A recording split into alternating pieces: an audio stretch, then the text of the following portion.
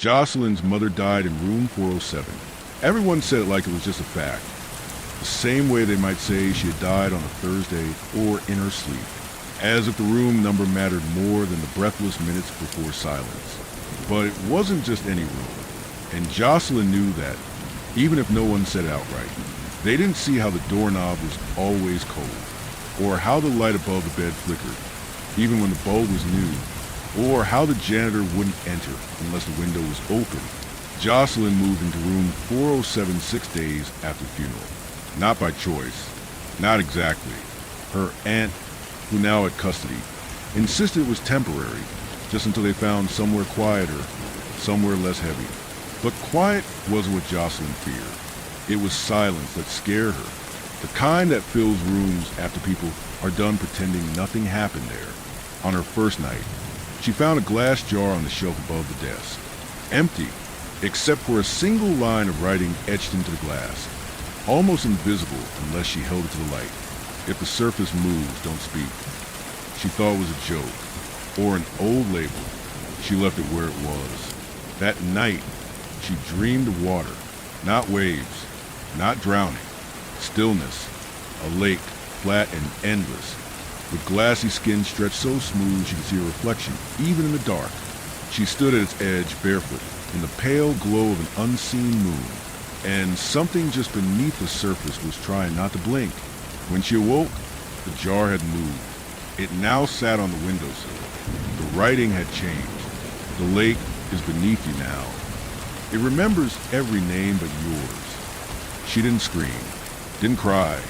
She took the jar and stuffed it in a drawer beneath her shirts. She wouldn't open that drawer again for 3 days, not until she heard the first knock. The knock came at 3:11 a.m. Soft, measured, twice. Jocelyn sat bolt upright in bed, her ears already straining, mind still tangled in syrupy coils of sleep. Her body was slow to catch up, and for a moment she couldn't tell if she'd actually heard the sound or just dreamed it. Then it came again. Knock, knock. Not from the door, not the window. It came from the floor. She threw her legs over the edge of the bed, slowly, the way you do when you're 10 and afraid something might touch your feet. Her toes met the cold linoleum with a shiver. She waited. Silence. The kind that felt bloated, as though the room were holding its breath. Her eyes drifted to the drawer, the one with the jar. Still shut, still unmoving.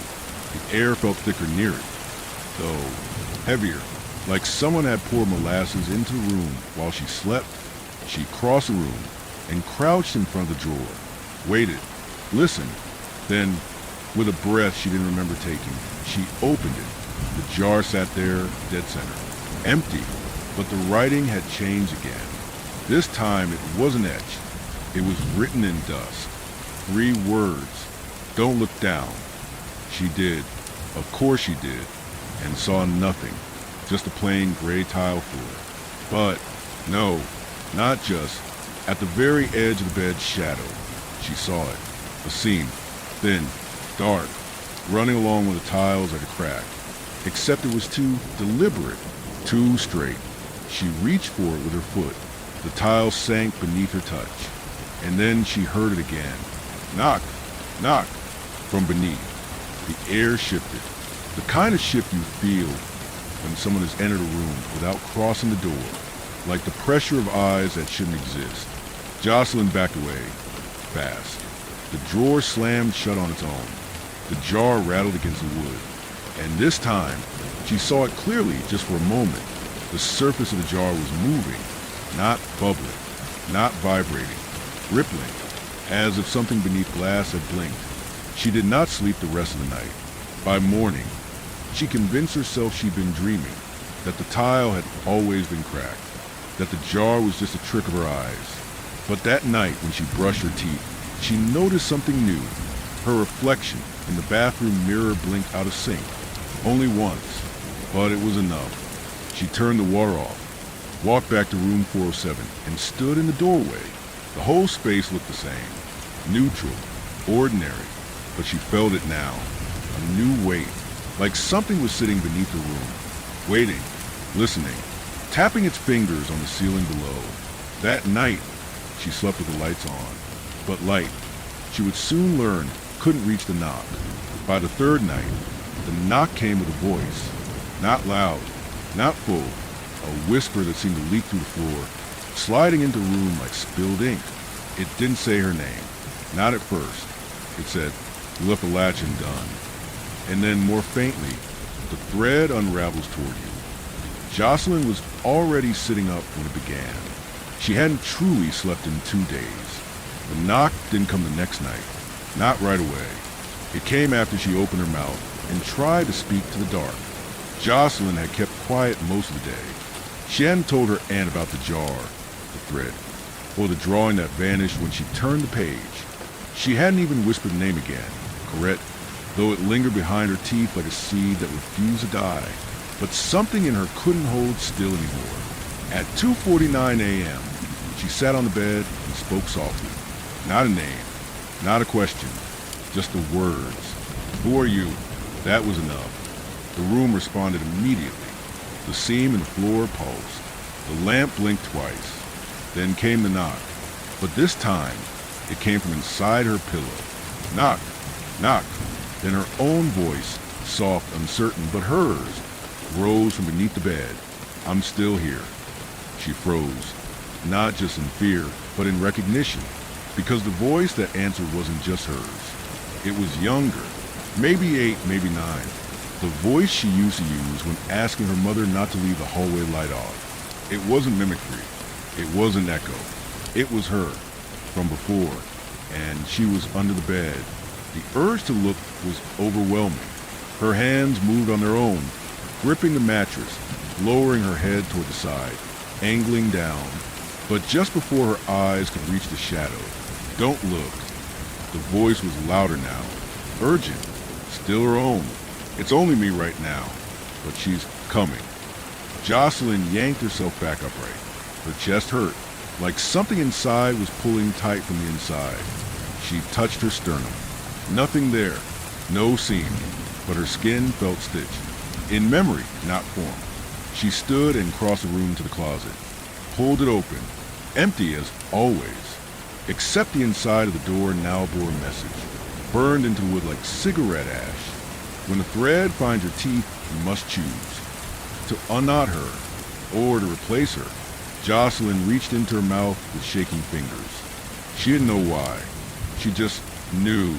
At the back, behind her molars, something moved. Not a tooth, a knot, small, wet, tied tight to the root of something old. She ran to the bathroom mirror. Open wide. There it was.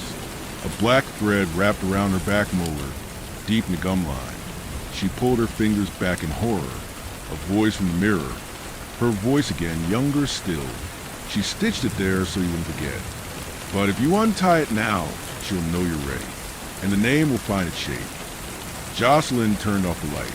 The mirror stayed lit, not with reflection, but with moving images. A girl with button eyes, standing in a hallway that bent sideways. A woman unraveling her own skin, a fold into a crib. A jar rolling off a windowsill, shattering in reverse. Then finally, Jocelyn herself, small, curled in bed, whispering to a thread held in her hand like a promise. She turned away from the mirror, heart pounding, mouth full of silence. And the floor behind her spoke again, in the voice she'd almost grown out of. "You said you'd never forget. Then why did you leave me down here?" That night, the knock came every 11 minutes. Not a threat, a reminder. And when Jocelyn dreamed, she dreamed of stitching her own shadow to the wall, so it would stop moving at night. The 5th night was not a night at all. Time stopped behaving the way it used to. The clock on the desk blinked 3:11 a.m., but the sunlight through the window said early morning. The hallway was dark when Jocelyn opened her door, but the living room lights were on. Her aunt was asleep on the couch, upright, eyes fluttering, mumbling. Jocelyn stepped closer, slowly. Her aunt whispered in a tongue she didn't recognize.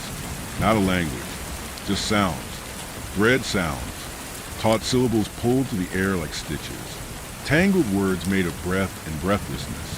"Hey, Jim." Jocelyn leaned closer, then her aunt snapped away. eyes wide, mouth open, a gasp and a smile, too fast. "Did you hear it?" her aunt asked, voice sharp with strange joy. "I dreamed about the house with the breathing stairs again." Jocelyn nodded, too afraid not to. Her aunt leaned in, her voice low now, almost musical. "Don't answer the knob," she whispered, "unless the thread is in your mouth." Then she stood calmly and walked to the kitchen, as if none of it had happened. Jocelyn didn't follow. She turned back into the hallway and froze. The jar was back, whole again, sitting on her desk. But it was different now. Inside, something long, thin, tightly coiled, still black, but now wet. It dripped against the inside of the glass, leaving tiny rivulets behind, like a slug had tried to trace a name in reverse. She didn't touch it. She didn't speak. She stared at it for a long time, until something began to write on the condensation from the inside out. One shape, then another, then a full, terrible word. K-charti, no vowels, just pressure, just sounds you make in your throat when dreaming of drowning. She whispered it aloud, couldn't help herself, and the seam in the floor burst open. Not wide, just enough. Something rose from it. Not fully, not yet, just a hand. Small, childlike, but sewn at the wrist, hanging limp, twitching like it was still deciding what it wanted to remember. Attached to the wrist was a single ribbon of flesh. It floated, pulsed, unfurled up to her bed. At its end, tucked neatly under a pillow, was a folded piece of paper. She reached for it, unfolded. Inside, a drawing. The jar, the thread, a head with a mouth stitched shut, teeth pushing against the threads. Below it, written in tiny cramped script, "I spoke too soon. That's why she found my vowels. Don't speak the name again unless your tongue is knotted." Jocelyn looked at her reflection in the dark window. Something behind it blinked. Not her. Something wearing her shape. She turned. Nothing there. Only the room. Only the jar. Only the seam, slightly wider now. The hand was gone, but her pillow was wet where the hand had been, with red water, with memory. That night, Jocelyn tied her tongue with black yarn from the sewing kit in the hall closet. 3 knots. She slept with it in her mouth and dreamed of the name trying to unwrap her. Jocelyn awoke with a mouthful of knots. The yarn was soaked, not with spit, with something colder. She could taste the iron in it, feel the slight pull of tension, like the thread had resisted being inside her all night. She sat up slowly. Room 407 was exactly as she left it, but quieter, wrong quiet, the kind of quiet that happens when a sound is deliberately withheld. She untied the yarn and laid it on the nightstand. It twitched once, like something inside it had been trying to crawl out, and across the room, the mirror on the closet door was gone. In its place, a sheet of paper, taped where her reflection used to be, yellow, torn at the corners, written in tall, looping script. This mirror was her last. She left it open too long. We folded it closed behind her. Underneath that, a drawing. 3 mirrors, stacked one over the other like windows in a spine. The top 2 were cracked. The third was dark. Not black, deep, drawn in a smudged charcoal that bled around the edges, as though it had been pulled from something not put down by a hand. At the bottom, 3 words scrawled hurriedly, "Do not reflect." Jocelyn turned toward her desk. The jar was upside down now, empty again, but the surface of the desk was wet. She lifted the jar. A small puddle remained. In it, swirling slowly, was a reflection of her own eye. Just one, not blinking, not mimicking her movement, watching. She wiped it away. The puddle wouldn't smear. It absorbed into the wood, and the grain changed shape, forming faint letters. "Your eye was borrowed when you were 7. We need it back now." A knock sounded, not from the floor, from inside the bathroom mirror. Not loud, soft, like someone gently tapping with a fingernail. Tap, tap. Jocelyn turned her head. Slowly, her reflection was there, but it didn't match her movements. It was still tying thread around its tongue. even though she was not. It blinked wrong. Right eye first, then left, then neither, then it smiled. The knock came again, from the mirror, and the reflection whispered, lips barely moving. You left the third one open. The stitched girl has nowhere left to hide. Jocelyn took a step toward the bathroom. The light bulb flickered and popped. The mirror darkened. The reflection was gone, but the condensation remained. Even though the room was cold, she approached slowly, written across the surface in a thin, wet trail. Unreflect yourself. It's the only way back through. She reached the mirror, and her hand didn't come back. It passed through. No pain, no sensation, just a soft pulling, like warm thread being unwound. Something tugged gently from the other side, just once, then release. Her hand came back, but changed, still hers. But the knuckles bore faint stitching lines, and one fingernail was missing, replaced by a polished black button, perfectly smooth. She screamed, but the sound didn't leave her throat. It came out from the drawer instead. The desk drawer flew open. Inside, a folded hospital gown, her name written on the tag, but not her current name, the one she stopped using when she was small, the one only her mother ever said when she was angry. Marlene. She didn't remember writing it, but the handwriting was hers. Oh, crooked. The drawer began to hum, low and deep, like a music box playing through water. Then, the same voice from under the bed. You looked. She sees you now. And in the mirror, beneath the condensation, her third eye opened, wide, threaded, smiling, that night. Jocelyn dreamed a hallway made entirely of mirrors. Each one a version of her with something missing, and one of them was already walking toward her, with a needle in its hand. The hallway had changed. Jocelyn noticed at the moment she stepped outside room 407. The walls were the same sterile cream color, the same framed paintings of places that never existed. But the shadows were wrong. They didn't match their sources. They moved just slightly behind her, and they lingered after she passed. She paused beneath the hallway light, near the linen closet. Her shadow stood with her, but didn't mimic her. It stood straighter, taller, hands at its sides while hers were crossed. It wasn't just disobedient, it was independent. She stepped forward. It did not. She turned to run back to her room, and the hallway lengthened. A sound filled the air behind her, not footsteps, unthreading, like fabric being slowly pulled apart by invisible fingers. She reached the door to room 407. The knob was missing. In its place was a single stitch button, embedded into the wood. She touched it. It pulsed, warm, alive, and behind her, the hallway lights began to wink out, one by one. From the far end, something walked forward. Not fast, not loud, just certain. The closer it came, the more she realized it was a reflection from the mirror. But this one was younger, and carrying a box, a long, narrow box, wrapped in faded bandages, the kind you see in old hospitals. As it approached, the shadows along the walls reached out, not toward it, but away, recoiling like worms from salt.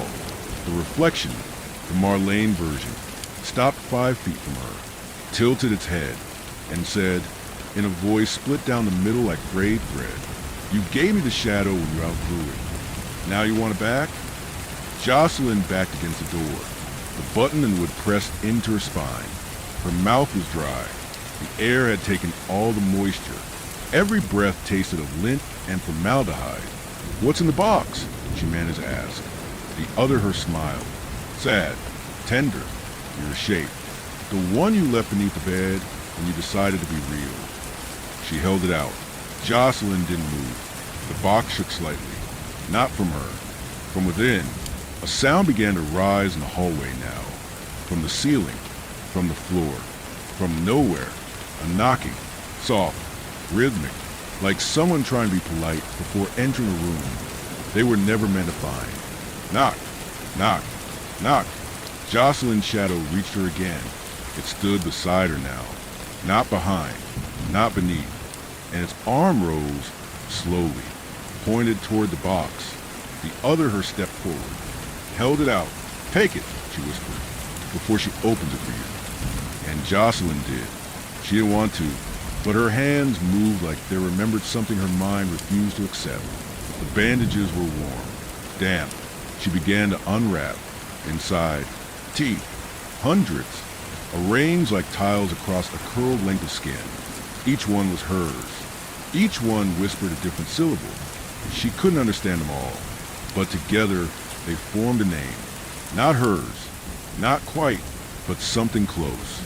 Something made from her, from the dark, from the stitches she never saw. "She's almost ready," said a reflection. "You've almost remembered her full name." Jocelyn dropped the box. The teeth scattered. Some sank into the floor. Others simply dissolved. And the hallway folded inward, like two mirrors leaning into each other. The door behind her opened on its own. She fell through, into a room. The seam in the floor was now a wide, breathing mouth, stitched at the corners. Unmoving, but humming, low and deep and patient. She crawled to her bed and curled up beneath the covers, eyes wide. The last thing she saw before sleep took her was her shadow, standing at the foot of the bed, holding a thread between its fingers, waiting. That night, she dreamed of a little girl pulling her own tongue out and handing it to a woman with button eyes, who smiled and said, "This will speak nicely." The next morning, Jocelyn couldn't speak, not even a whisper.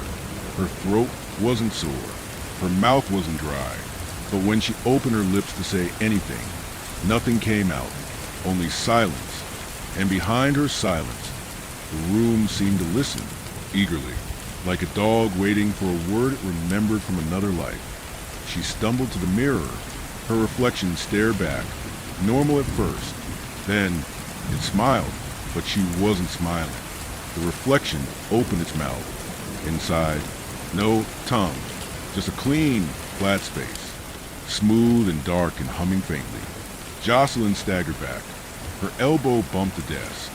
The jar was gone again, but the drawer was open, and inside, resting atop a folded hospital gown that hadn't been there the day before, was a tongue, pale, curled like a dead one, threaded through the center with a black stitch that pulsed every few seconds. Beneath it, a scrap of paper. On it, 4 words in delicate handwriting.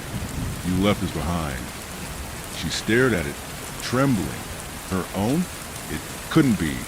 She still felt her tongue. Didn't she? She touched her lips, slid her finger inside her mouth. Nothing, just emptiness. No pain, no blood, no sense of where it had gone. And then the whisper came from beneath the bed. She took it for safekeeping. "She's been using it to finish your name." Jocelyn turned toward the bed, but before she could speak, before she could even try to scream, the dresser drawer slammed shut on its own, so hard the handle cracked. The tongue was gone, and her reflection was no longer in the mirror.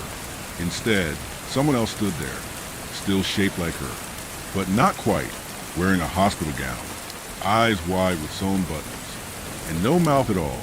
The smooth skin, tight and pale, pulled where lips should be. It raised one hand, held up a piece of paper, pressed it against the other side of the glass, sprawled in jagged black ink. "I wore you first." Jocelyn fell to her knees, her ears filled with humming again, like the hum from the hospital machines, like thread vibrating under tension.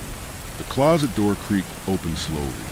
Inside, darkness, and hanging on the back wall, where clothes used to be, was a curtain of faces, all of them hers, different ages, different expressions, each one stitched at the edges like paper dolls torn and sewn back together, and above them, written in ash across the drywall, she only ever needed the shape.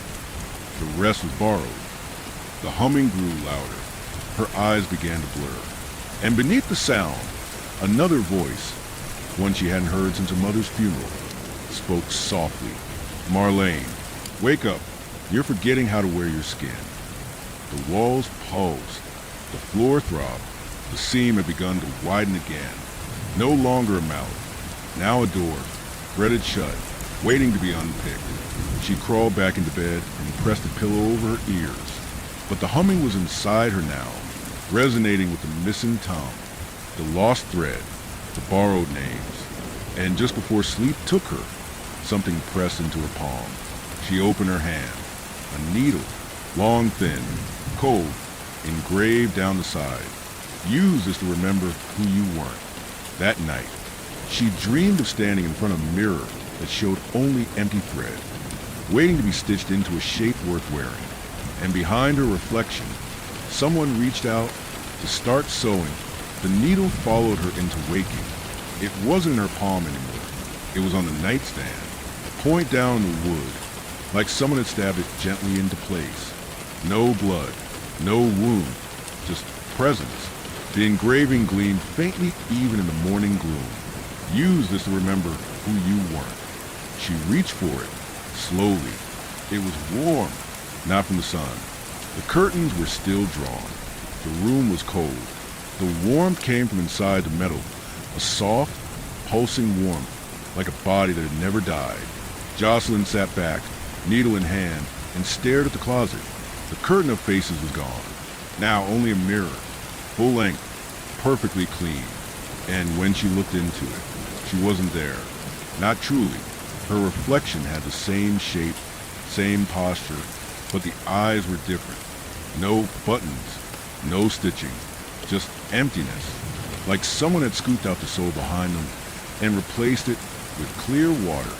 And there, in the reflection's hand, the same needle. The reflection raised it. Jocelyn did too, at the same time, in sync. But then her reflection moved first, raised the needle to her own throat and pressed lightly, like drawing a line that had been forgotten. Jocelyn tried to resist. Her hand moved anyway.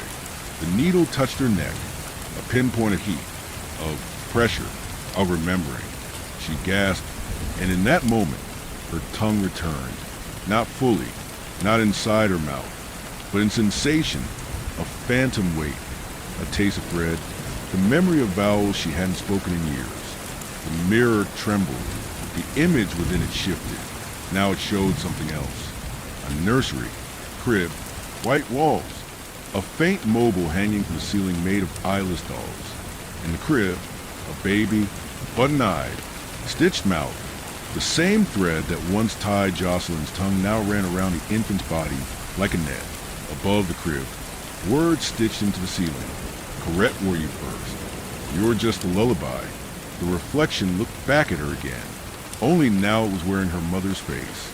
Soft, sad, familiar, but the eyes were wrong. Wide and black, like drops of ink that had learned how to stare. The voice that came from the glass didn't match the face. She wanted you to carry her through the mirrors, to give her shape when the stitches were loose. And you agreed. Jocelyn fell back onto bed. She was shaking now. Her spine ached. She reached behind her shirt and found a line of thread running down her back, sewn into her skin. Carefully, tightly, the end was looped, knotted into a tiny noose at the base of her neck. She pulled. Pain, but not blood. Instead, memory, pulled loose like smoke. Her mother whispering lullabies made of numbers. A crib that never stayed in one place. A door in a hospital that only opened on odd nights. A girl with a needle saying, "Don't cry, we're only practicing you." The needle pulsed in her hand. She knew what it wanted. Not blood, not obedience. Completion. She brought it to her chest and began to sew, not across her skin, across her reflection. Every stitch she made appear in the mirror, a line across the throat, another around the lips, one through the center of the chest, as if tracing an old scar. The reflection began to weep, thick dark tears, red water. And then, the closet door behind the mirror began to open, not in her room, in the mirror's room, and from inside, something stepped forward. Button eyes, face half-made, wearing her voice, but younger, much younger, and smiling with teeth she hadn't grown yet. It carried a thimble in one hand, and a thread spool in the other. It whispered, ready or not, "I'm coming through." That night, Jocelyn slept beneath her bed instead of on it. The mouth and the floor was gone, but she could hear breathing from the ceiling now. Not hers, not her aunt's. Breathing like something practicing being alive. The breathing didn't stop. All night long, it rasped to the ceiling above her, faint and steady, like someone softly panting after running through a long corridor of dreams. Jocelyn pressed her hands against her ears, but the sound came through her skin. The walls pulsed in rhythm.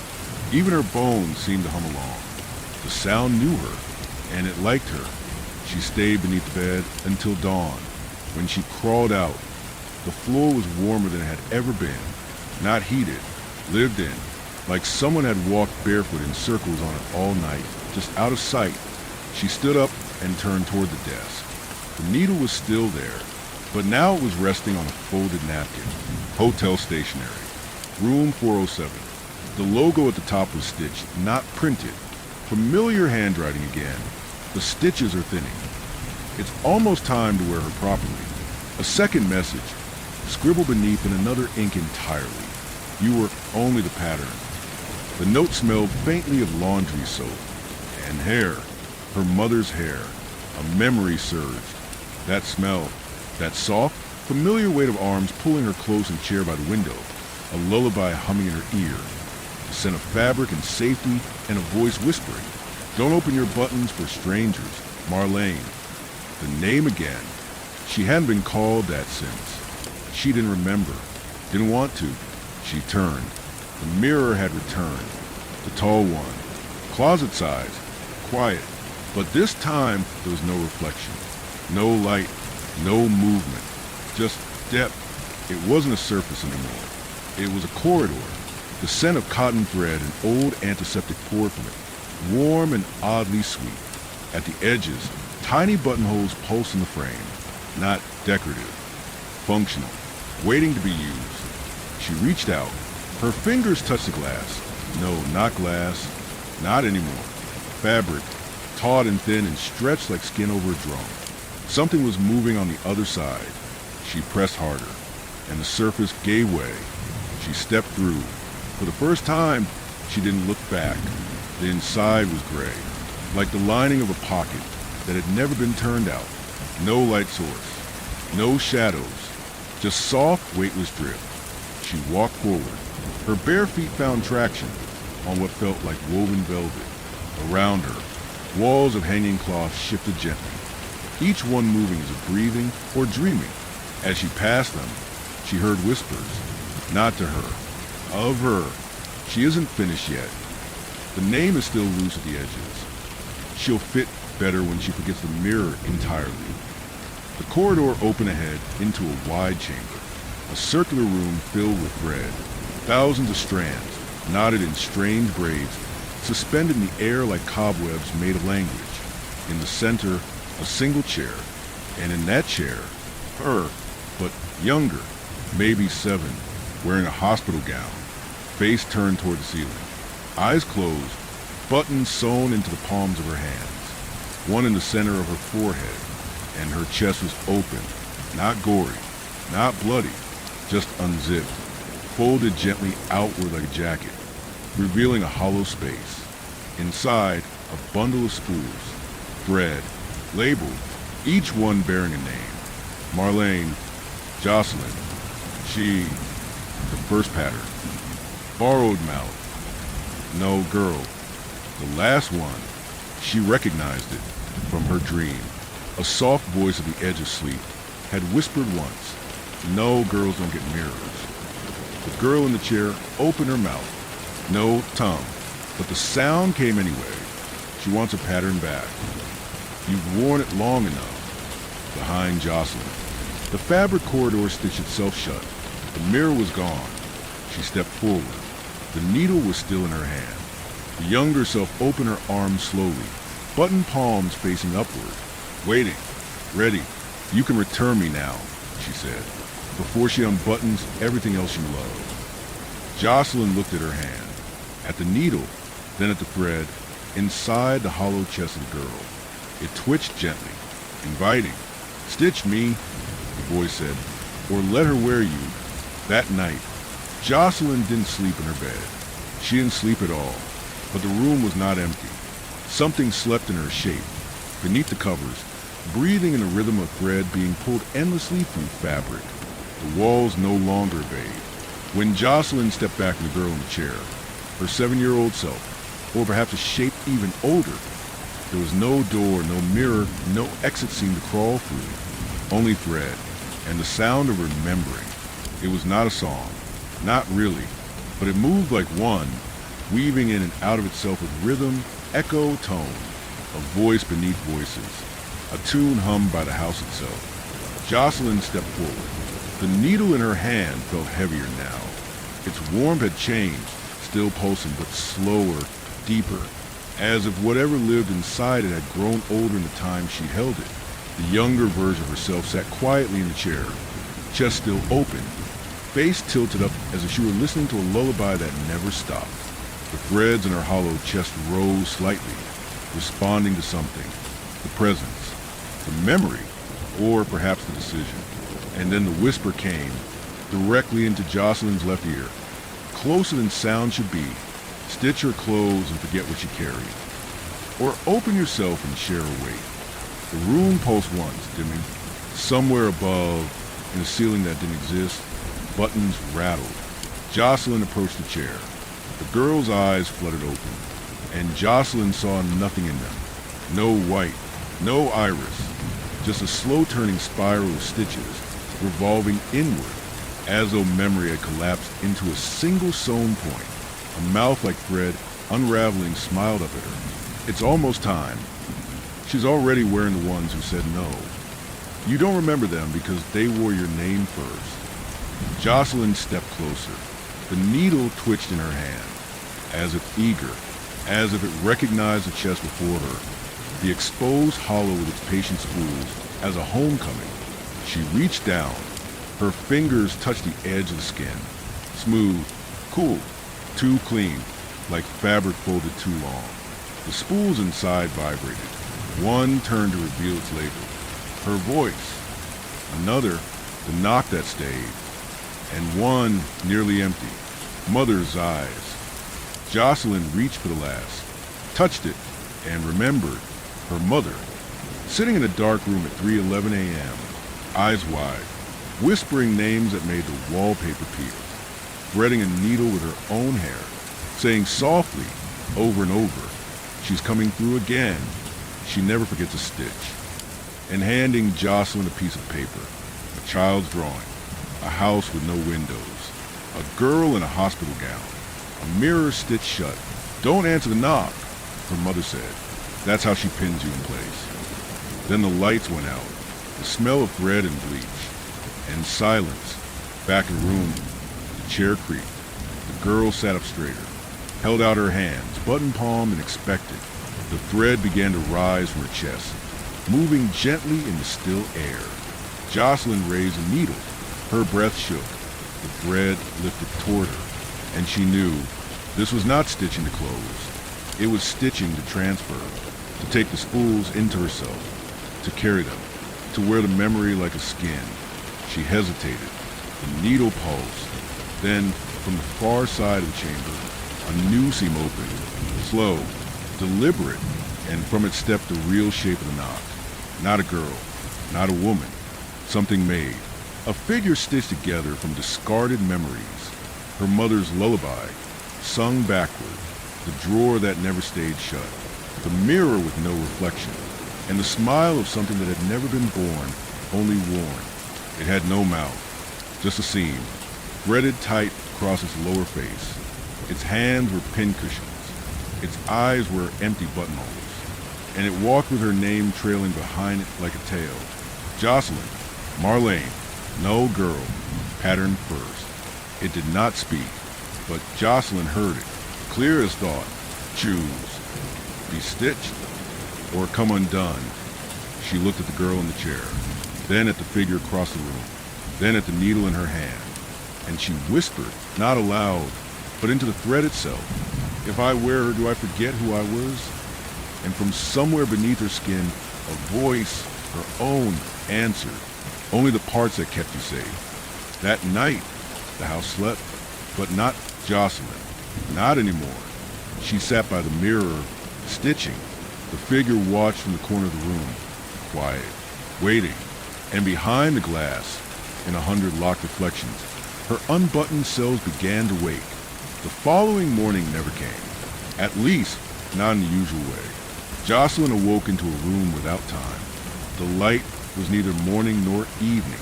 It simply was dim and dustless, like a bulb that hummed its own name. Her bed was no longer against the wall. It floated, softly anchored by thread, just above the floor, suspended in the center of the room like a stage prop. The seam on the floor was gone. In its place, a circle, drawn in faint black thread.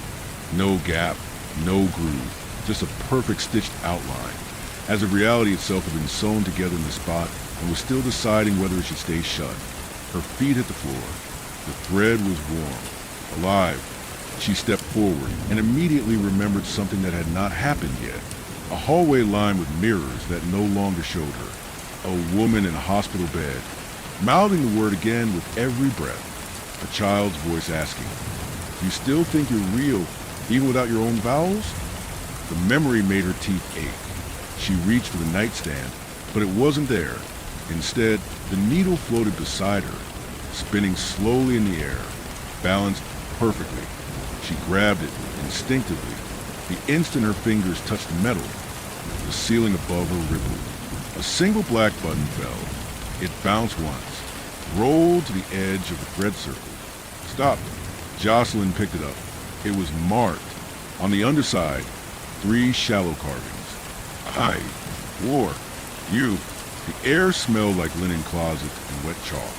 From the far wall, something unfolded. Not a door, a panel, square, fabric lined. Inside, a mouth, not fleshy, not organic. Just a seam, tight and waiting.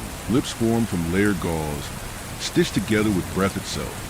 It exhaled once and whispered, "You've carried her long enough. It's time to press your pattern into the cloth." Another panel opened across the room. This one showed a different shape. A girl in a hospital gown, her face unfinished, like a sketch someone had erased halfway.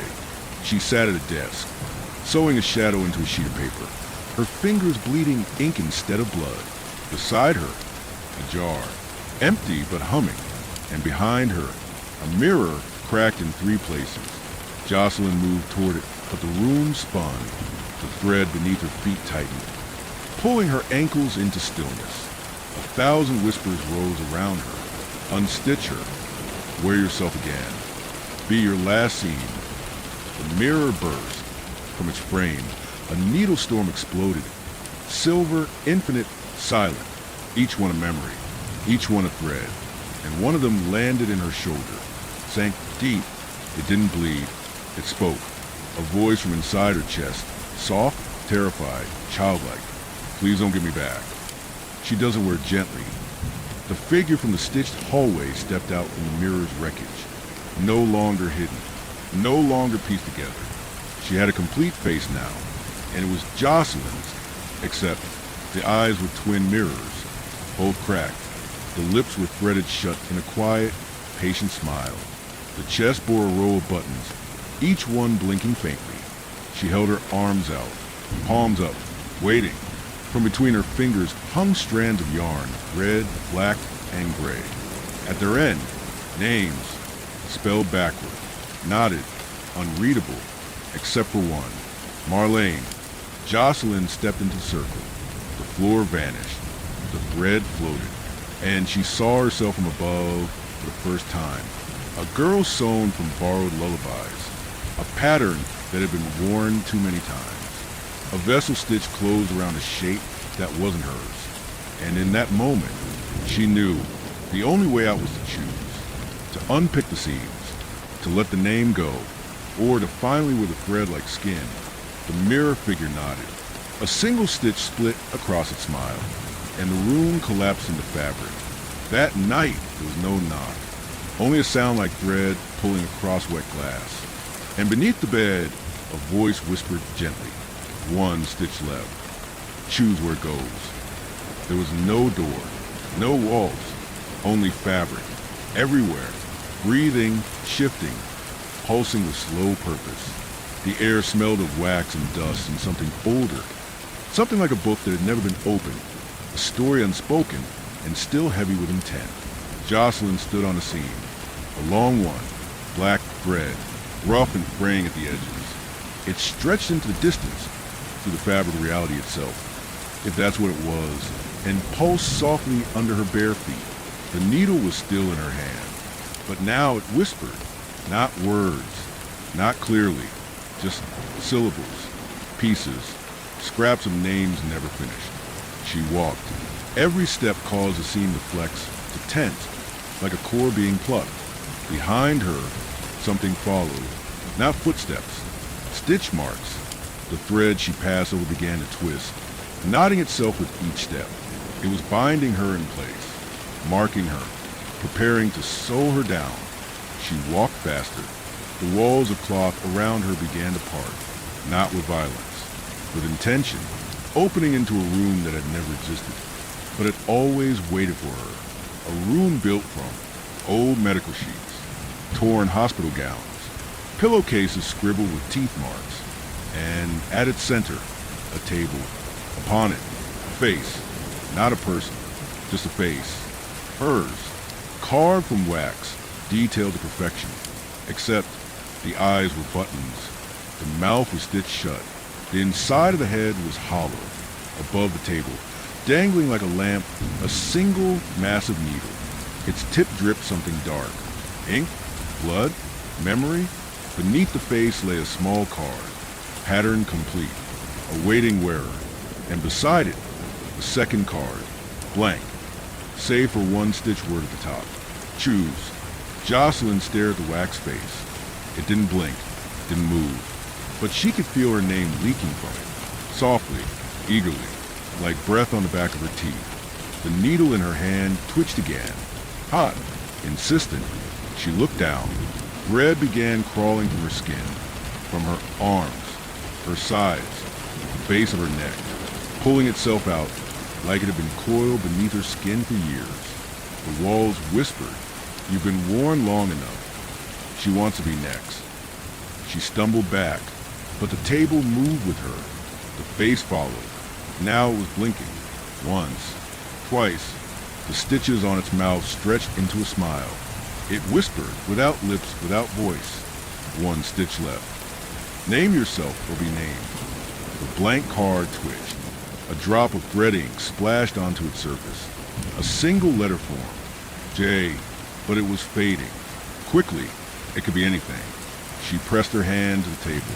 The needle moved, sewed itself downward into the face, and the wax cried out, not in pain, in relief.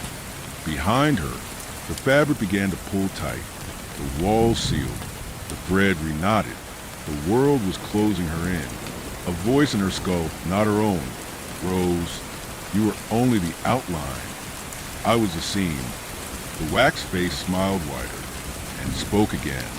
So me closed and your name will be safe. Leave me open and she will wear you forever. The fabric floor pulsed. A shape rose from the thread. The girl, not the one from the chair, not the reflection. This was older, too old, threadbare, buttonless, but wearing her hair, her voice, her smell, her shape. It stood across the table now, waiting, hands folded. No eyes, no mouth, just seams where they used to be. Jocelyn looked at the card again. Now there were two words stitched into the surface. Unstitch me, or wear her. She hesitated. The wax face wept. Her hands moved. The needle hovered. Her mouth opened, and the thread from her throat began to spill out. Years of unspoken memory, of names, of nights under beds, of lullabies with meanings she never understood. The girl across the table reached out, palm up, empty, waiting to hold the last stitch. Jocelyn's breath hitched. She leaned forward, and the needle pierced the final seam. Everything in the room collapsed inward. She awoke in her bed, alone. The mirror was intact. Her hands were clean. The needle was gone. On the nightstand, a folded napkin, hotel stationery, scrawled in tiny red thread. You wore her well. She thanks you. And beneath that, A single button. Still warm. Everything was back in place. Too perfectly. The air was clean. The curtains were drawn. The hum of the ceiling light no longer pulsed, but held steady, calm, like a lie you almost believed. Jocelyn sat up. She was clothed in her own pajamas. Clean ones. Familiar ones. The hospital gown, the faces, the seams, gone, as if nothing had happened, except the button. It still sat on the nightstand. Soft, matte black, smooth edges, still warm, like it had been held too long by something that never breathed. She reached for it. It pulsed once, and she heard her own voice speak from somewhere behind her right ear. We didn't finish. She jerked around. No one there. But the mirror, the one by the closet, was not empty this time. It wasn't her reflection either. It was a room, reflected perfectly. The bed, the sheets, the nightstand. But no her. She wasn't in the mirror, just an empty room. And in that room's bed, the sheets began to shift, fold down slowly, as though someone invisible had lain beneath them all night. Then a hand emerged, small, gray, stitched around the knuckles like gloves made from memory. The hand opened. It held the needle, the same one she'd left behind, the same one she had used to seal, or surrender. The hand dropped it onto the bed, and from under the covers, a second voice spoke, one she knew, one she could not place, a voice like her own, but filtered through water and wire. You forgot your last thread.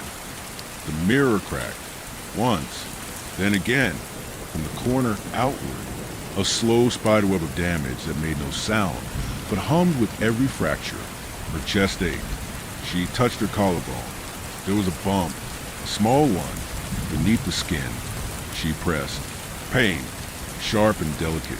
And beneath it, something moved, something pulled. She looked down. The threads had returned, barely visible, running just under the skin, like capillaries made from floss and intention. They ran down her arms, her ribs, her legs, and all of them seemed to converge at one point. Her spine. She stood and approached the mirror. The image of the empty room blinked out. Now it was her again, but not quite. Her reflection smiled. She didn't. Her reflection held the needle. She didn't. Her reflection spoke. The pattern never ends, only changes hands. You're not wearing her anymore. She's wearing what you became. The reflection leaned forward, close, too close. Its lips touched the inside of the glass, and whispered, when you finally unbutton your name, she'll come through. Jocelyn staggered back. The room shifted, not violently, subtly, like a theater set changing between acts. The walls grew taller. The ceiling bent gently inward. The corners of the room filled with folds, as if drapes hung from unseen spools.